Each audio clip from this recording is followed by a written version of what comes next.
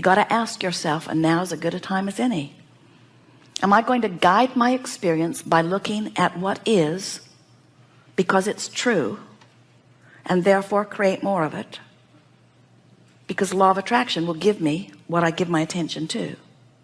Or am I going to ride the rocket of desire that has been born out of it? Am I going to think about what I want? Am I going to let the way I feel be my criteria for the direction of my thought, or whether something is true?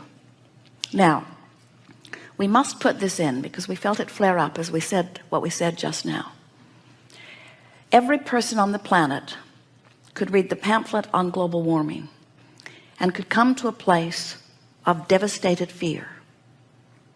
And in doing so, you would launch rockets of desire about what you want, and your world would improve because of your awareness of what you don't want, which helps you to be more aware of what you do want. But you could all simultaneously hold yourself apart from what is now in vibrational escrow, which is an even healthier earth. You could, as a mass consciousness, it'll never happen, don't worry, but just speculating, you could, every one of you, turn your attention to things that make you feel awful, and your earth would continue to thrive, but you wouldn't. In other words, you could use any subject in the world as your excuse to deprive yourself of the energy that creates worlds, deprive yourself of all of the things that are in your vibrational escrow. It doesn't matter what you're thinking about. Do you know that you have in your vibrational escrow all those things you want, and you could pick any one thing on the planet that's going wrong or in your life and give it your undivided attention, and you could keep all of those things that you want from happening because you've activated such a vibration of lack over this one thing. Isn't that interesting? Because whatever it is that you use as your excuse to offer your vibration sets the tone for your point of attraction. Haven't you noticed that the worse it gets, the worse it gets for a while until you come to your senses? And the better it gets, the better it gets until you fall back into your old habits. In other words, haven't you noticed that you can get on a run where you're feeling really good and things just get better and better and better, and then some old person shows up in your life, or something happens and you get refocused, or you watch CNN, or you go to the movie on global warming and you have a sort of resistance relapse? So we want you to feel the power of your life experience, and the reason that we are taking such a dynamic, dramatic approach to it is because you have had such publicity about something that is causing so many of you to think in a negative way about something that matters to you so intensely. And we've been saying to you for a while that this is the time of awakening. And what the time of awakening means is it's a time of greater contrast, which means it's a time of launching more rockets, which means it's a time of more answering, which means it's a time of more energy flowing, which means it's a time when, if you line up with the energy that is creating worlds and the energy that is a vibrational match to who you are, you thrive in enormous ways. And if you don't thrive in big ways. That's why the rich are richer and the poor are poorer and the well are weller and the sick are sicker, and the middle ground is not as obvious as it once was, because the energy that creates worlds is moving faster than it ever has before, which means it behooves you to find ways to move in the direction of the energy. You don't have to keep up with the energy that creates worlds, but you better be moving in the direction of the energy that creates worlds. Otherwise, it's really hard on you. It's like you're driving down the freeway and you collide with an automobile that's moving the same way that you are. It's not as devastating as if you collide with an automobile that's coming from the other direction. When you get moving in the direction of the energy, you have a much more comfortable ride than when you're bucking the current. When you move against the current that you have been asking for and summoning and has been coming for all of this time, it doesn't work out very well for you.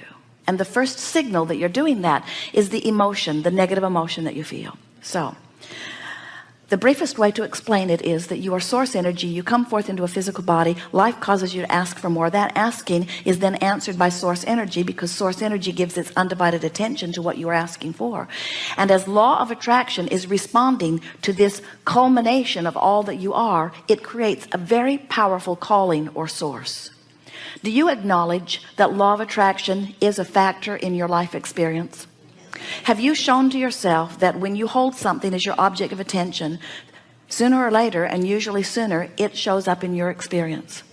Do you acknowledge that as you have been in this physical body, you have been thinking a lot of thoughts that now make up the basis of your point of attraction?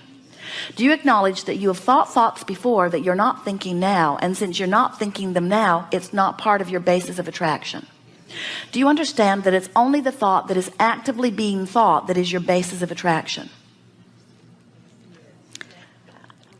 Well, please understand that that is so. You didn't feel very confident about that, but we want you to know that thoughts that you thought before are not affecting you now unless you're still thinking them. And so people worry about unconscious thoughts or subconscious thoughts, and we want to say to you, if it's so subconscious or unconscious that you're not having any emotion around it, then it's not big enough that it has any pulling power. So you do acknowledge that your thoughts do create your reality. So now here's another factor that we want you to consider relative to the law of attraction. And as you wrap your thoughts around this, it's going to serve you enormously well, because this piece of information is going to help you to understand, maybe for the first time, why your guidance system, your emotional guidance system, works in the way that it does.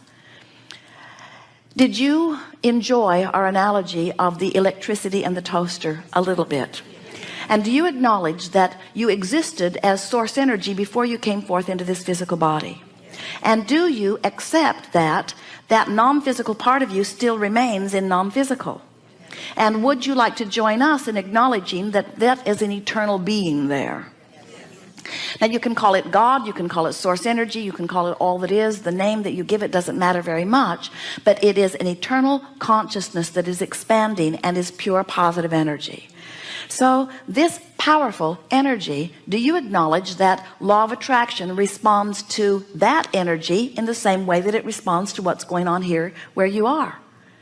And do you acknowledge that that must have been around way longer than you've been around here? So this swirling energy of well-being that has gleaned its existence through the contrast and is always moving toward what is wanted, the most expanded, furthermost part in the universe, can you feel the huge well-being of this energy? And can you feel the comparison of the way law of attraction's response to it must be in relationship to law of attraction's response to you? So now do you understand why the call of source is what it is? Now do you understand why there is a current that is calling you toward well-being? Now do you understand that no matter how much you beat the drum of what you do not want, when you croak, you're going to close that gap? Now do you understand why we are so confident about the well-being of all that is? So here is this huge energy of well-being that law of attraction is responding to. And from your point of view in your physical body, what that means is when you feel the call of source, it feels compelling and it feels elating. In other words, the call of source in its purest form, when you are close enough in vibrational proximity to it to really feel it, feels like joy, it feels like passion, it feels like eagerness, it feels like love, it feels like appreciation, it feels like well-being, it feels like yipping and yahooing all the way down the canyon, it feels like cartwheels, it feels like sunshine and rainbows and lollipops, it feels like all of the things that you've ever associated with well-being.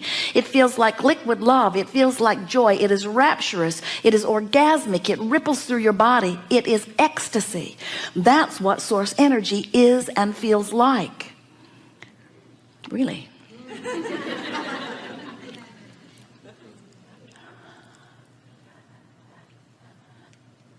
So this you that is you, do you get this sense that as you are born here and you have exposure to experience and you give birth to rockets of desires, that the larger part of you expands because of what you've lived, and then stands there with law of attraction responding to it, calling you toward it? And when you move in the direction of that calling, you feel so good. That's that impulse, that's that inspiration, that's feeling of, oh, I want to do that. That's that life-giving, life-calling, me being who I am. That's me in my human form keeping up with who I have become. That's the way you intended to live life. When you feel negative emotion, whether you call it frustration or overwhelmment, or something stronger like anger or rage or hate, or something stronger like disappointment or fear or depression, when you feel those negative emotions, what it always means is you're not letting yourself be you. You're focused upon some aspect of contrast, and you've done it for way more than 17 seconds, so that you've got an activation within you that is not letting you go with the flow. And what happens is, the thing about not going with the flow is that the flow doesn't say, oh, they're not coming, let's wait. The flow keeps going, because law of attraction is responding to the larger part of you. Jerry and Esther went whitewater rafting, and the man who was guiding their boat said, friends, this is not Disneyland. We cannot turn this river off. In other words, we want to say the same thing to you. This is not Disneyland. This river cannot be turned off. You cannot turn off the result of all of the desire that you've lived in all of this time. This is source energy summoning you. You must let yourself be who you are. And if you don't let yourself be who you are, you don't feel good. And it's not about somebody else saying you should be something, you need to be something. It's about life having called it through you and you not going. And when you don't go, it doesn't feel good. And when you do go, it feels oh so good. And do you know, you don't even have to go and receive the full manifestation of it. You just have to no longer not go. We see you. You take your boats down to the river. You've got your paddles in them. You put the boat in the water, and almost without exception, human dear hearts that you are, you turn your boat upstream and begin paddling very hard. And we say, why not turn and go with the flow? And you say, oh, that just seems lazy. We say, well, you could use a different word like natural. No, I choose lazy. It seems lazy. I don't want to be lazy. I want to be virtuous and hardworking. I want to earn my way.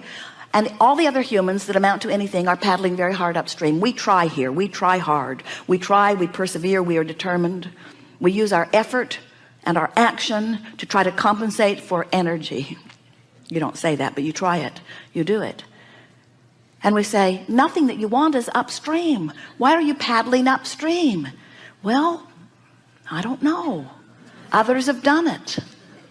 I heard that you're supposed to try hard, and I heard that there's no gain without pain, and I heard that the more you suffer, the greater your rewards are later. And we say, how can that be? How can something that feels so bad lead to something that is good? How can that be? Where do you get this stuff?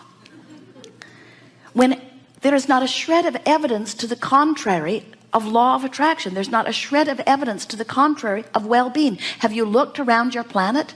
Have you driven around it? Have you flown over it? Have you looked at your planet? Do you see the enormous well-being in comparison with the pocket here and there of not well-being? Do you understand that you are thriving, that you are thriving more today than you ever have, and you will thrive more tomorrow? Do you understand that well-being is the order of this universe? Because the pieces that are carried on by the energy spirit that is you are the best parts of it, not the worst parts of it. Do you know that when you croak, we love that disrespectful word. Do you know that when you croak, you leave behind all doubt and fear and worry, and you reemerge into the fullness of who you are? And it is from that fresh place of knowing that you come again into this physical experience. You are pure positive energy beings from the source energy part of you. So the reason that we're here talking with you is because you come asking us, you want to know how this all fits together. You want to know who you are. You want to know how to fulfill your reason for being here. And we want you to know that the way you fulfill your reason for being here is by quantifying your journey, by finally acknowledging that you have within you guidance that lets you know when you are coming into vibrational alignment with who you are.